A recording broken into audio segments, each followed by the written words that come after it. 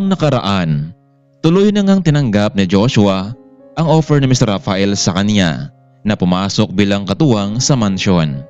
Samantalang matapos maghapunan ng tatlo ay nagtungo itong si Charis sa may terrace. Tila malalim ang kanyang iniisip, kaya naman nagtungo din itong si Joshua para kausapin ito. Napag-alaman ng binata nagsisi siya sa naging sitwasyon niya ngayon. Kahit mapera ang kanilang pamilya, ngunit parang hindi pa rin siya naging masaya. Kaya naman gusto niyang lumabas ng mansyon para alawin ang kanyang sarili at isama itong binata. Sige, matulog ka na Joshua dahil gusto kong samahan mo ako bukas sa pamamasyal. Sige ho, Miss Charis. Ito ang unang gabi ni Joshua na matulog sa mansyon. Hindi niya alam kung ano talaga ang kanyang magiging buhay dito sa loob. Habang nakahiga sa malambot na kama at malawak na kwarto, hindi pa rin ito nakalimutan isipin ang kanyang dalawang kapatid kung kumusta na sila. Bilang nakatandang kapatid ay hindi niya maiwasang mag-alala sa kanilang kalagayan hanggang sa nga tuluyan siyang nakatulog. Kinabukasan ay maagang nagising itong sa Joshua. Muli niyang inikot ang buong paligid at ginawa ang mga simpleng gawain sa mansyon. Mukhang nanibago ito sa ngayon. Sa araw-araw na routine, hindi kasi katulad noon na sa gabi ito natatrabaho at sa araw ay natutulog ito. Good morning, Ate Mildred. Natapos ko na palang linisin ng swimming pool at yung buong paligid. Ano ba bang dapat itong gawin? Nako, Joshua, yun lang naman ang halos gagawin mo dito sa mansyon. Bago ako natulog kagabi, sinabi sa akin ni Charis na gusto niyang mamasyal ngayong araw. Gusto kong bantayan mo siya. Walang problema, Ate Mildred. Sasamahan ko siya. Sige, iho. Pagkatapos nating mag-almusal, pwede na kayong umalis habang hindi pa mainit ang panahon. Bago sila kumain ng almusal ay naligo muna itong sa Joshua at pagkatapos ay ginising na nito itong si Charis. Tao po. Miss Charis, nakanda na nga palang almusal. Hindi ba ang sabi niyo ngayon ay alis tayo ngayon? Sige Joshua, susunod na ako. Hintayin niyo lang ako sa may kusina. Bumangon na nga ang dalaga at nagtungo sa kanyang sariling comfort room para maligo. Nagbihis na rin ito ng kasuotang nabagay sa pamamasyal. Pagkatapos ay nagtungo na rin ito sa kusina para kumain. Dahan-dahang naglakad ang dalaga habang nakasuot ito ng shades. Samantalang hindi naman inasahan ni Joshua na ganito niya makita ang suot ni Charis. Sobrang ganda nito. Nako, iya. Mukhang pinaghandaan mo talaga ang araw na ito ha. Sana mag-enjoy kayo. So tara, kumain na tayo. Joshua, marunong ka bang magmaneho ng sasakyan? Meron kasing isang sasakyan na nasa grahe lang. Regalo ni Dad sa akin yun, pero hindi ko naman ito may maneho dahil sa katayuan ko ngayon. Opo, Miss Charis. Alam mo nung nagtatrabaho pa ako bilang isang janitor, minsan kasi sinasama ako ng supervisor para bumili ng mga panglinis sa mall at ako ang kanyang pinapagmaneho nito. Kaya yun, medyo natuto na rin ako magmaneho. Naku, mabuti naman Joshua kung ganon. Hindi na kailangan nating mag-hire ng driver. O basta Charis ha, Joshua, mag-iingat kayong dalawa. Tawagan nyo lang ako kung nasaan na kayo. At bago gumabi, kailangan nandito na kayo, okay? Oo naman Yaya Mildred. Maraming salamat sa paalala mo. Matapos nilang kumain ay binigay ni Charis ang susi ng binata na pandarin ang naturang sasakyan. Isang kakaibang sasakyan na pwedeng gamitin sa on-road at off-road. Hindi naman pinahiya itong si Joshua. Umandar agad ang sasakyan. Okay na ba Joshua? Pwede na ba tayong umalis? Okay na po Miss Charis. Nasa magandang kondisyon pala. Itong sasakyan mo dito eh. Sumakay na sila sa sasakyan at agad umalis. Joshua, may alam ka bang magandang tanawin na pwede nating pasyalan? Yung tipong nakakawala ng stress? Meron ng Charis. Noong bata pa lamang ako hanggang ngayon, palagi pa rin itong pinupuntahan ng mga tao dahil sa sobrang presko ng hangin dito. Kung ganon Joshua, pwede mo ba akong dalhin doon? Dinala nga ni Joshua itong si Charis. Hindi nga nagkamali ang dalaga. Sobrang ganda ng tanawin at maraming mga namamasyal.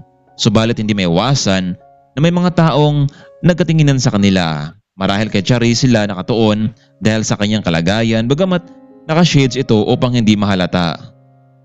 Nako Miss Charis, mukhang hindi maganda dito sa ngayon. Kung gusto mo naman na ibang tanawin, isasama kita sa beach resort at pwede kang mag-overnight doon kung gustuhin mo lang. Sige Joshua, mukhang marami ka talagang alam na magandang lugar. Sana na-experience ko yan noon pa. Tatawagan ko lang si Yaya Mildred na sa isang resort tayo para naman hindi siya mag-alala. Pagdating sa naturang resort ay nakilala agad itong si Joshua. Paano ba naman kasi ay dito siya noon natatrabaho bilang isang utility. Napahinto lamang ito noong kinakailangan niyang lumipat sa mas malapit na lugar sa kanilang bahay. O Joshua, kumusta? Mabuti naman at napasyal ka dito. Sino yung kasama mo? Girlfriend mo? Nako, maganda siya ha? Nako, hindi Jake. Siya nga pala si Charis, yung boss ko. At dito ko siya pinapunta sa resort nyo dahil alam ko naman na sobrang ganda dito, di ba? Kung ganun Joshua, ilang VIP room ba ang dapat kong ipa-reserve? Jake, siguro 2 na. No, Joshua. Isa lang para naman kapag kailangan kita, nandyan ka na agad. Ha? Seryoso ka ba, Miss Charis? Sir, malaki naman siguro ang VIP room, hindi ba? At pwede ang 2 tao. Oo naman ma'am. Ang VIP room namin dito ay pwedeng kahit isang pamilya. Excuse me lang Joshua ha, ma'am. Kukunin ko lang yung payment para naman maibigay ko na sa inyo ang susi ng kwarto. Just in case na nagugutom na kayo, pwede kayong tumawag sa landline para naman umorder ng makain. At nasa 5K nga palang overnight dito. At ito nga palang susi ng room. Talagang sanadya akong ibigay sa inyo ang room 05 para makita nyo ang sunset. So enjoy your vacation, ma'am and Joshua. Pumasok lang 2 sa room 05. Namangha sila dahil malawak ang naturang kwarto. Joshua, iiwan na lang natin dito ang mga bag.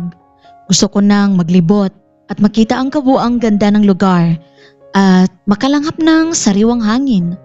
Sige ma'am Charis, tara na. Inikot ni Joshua itong si Charis sa beach at nagkataon naman na hindi mainit ang panahon kaya mas lalong naging malamig ang hangin. Wow, salamat talaga Joshua sa pagdala mo sa akin dito. Totoo nga ang sinabi mo na nakakawala ng stress. Siya nga pala, okay lang ba sa'yo na umupo muna tayo saglit? Gusto ko lang ding makipagkwentuhan sa'yo. Sige ma'am, walang problema sa akin. At saka tungkol saan naman ma'am ang pag-uusapan natin? Alam mo, hindi ba magagalit sa'yo ang girlfriend mo? Lalo na ngayon at stay-in ka. Ha? Girlfriend? Wala po. Wala akong ligawang babae. Wala kasing oras noon sa ganyang mga bagay dahil pinagtuunan ko talaga ng pansin yung mga kapatid ko. Joshua? As in, wala talaga? Kung ganun, parehas pala tayo ng sitwasyon. Hindi ako nagka-boyfriend dahil pakalukuhin lang ako nila. At pera lang habol nila sa akin. Tara na, bumalik na tayo. Medyo nakagutom din pala kahit namamasya lang tayo. Pagkarating sa kanilang room ay tumawag itong si Charis sa landline para umorder ng mga pagkain. 10 minuto lamang ang nakalipas, dumating na ang pagkain na kanilang in-order. Wow! Itsura pa lang mukhang masarap kainin ng mga ito, Joshua. Salamat waiter. Tatawag na lang ako kapag may kailangan pa kami. Sige po sir, ma'am. Enjoy your dinner. Matapos nilang kumain ay inilagay nila ang pinagkainan sa labas ng pinto. Ang waiter na ang bahalang kumuha ng mga ito. Joshua, dito ka muna. Maliligo lang muna ako. Kompleto pala ang VIP room nila. May TV. Sige ma'am Charis. Dito muna ako nanood. Mukhang iba ang pakiramdam ni Joshua sa gabing ito. Hindi niya mapaliwanag ang pangyayari, lalo na at isa lamang ang kanilang kwarto ng kanyang boss.